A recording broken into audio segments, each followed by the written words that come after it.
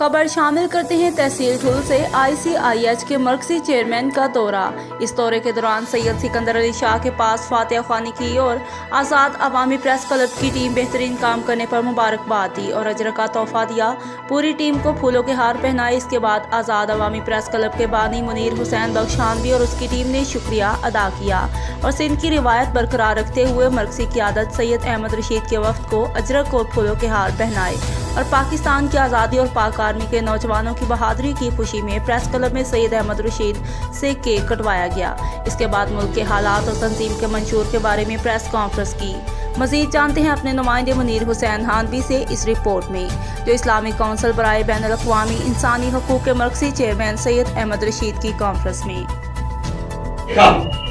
اس ہمارے ادارے کے ایک سربراہ جنرل حمید گل نے یہ بات کہی، آج سے کئی سال پہلے یہ بات کہی کہ ایک وقت آئے گا کہ لوگ کہیں گے کہ ہم نے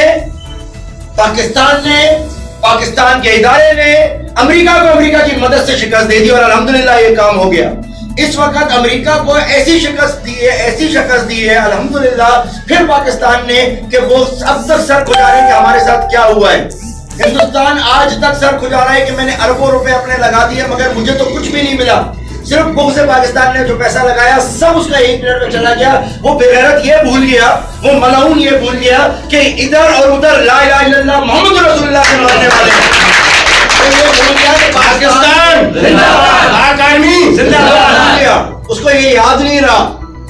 ہمارے ہندوستان کو ان کو یہ یاد نہیں رہا کہ بھائی یہ لا الہ الا اللہ کے ماننے والے، ہم سرحدوں کے اوپر نہیں ہیں،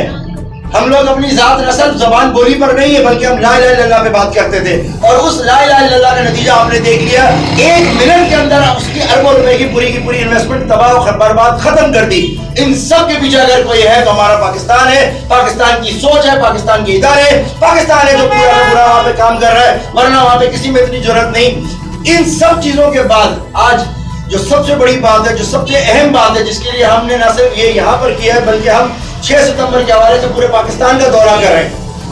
ہم یہاں سے نکل کے انشاءاللہ تعالیٰ بلوچستان جا رہے ہیں، ہم اس کے ادھر ہر شہر میں بات کریں گے، ہم ادھر مرکزی پروگرام کوئٹہ میں رکھنے جا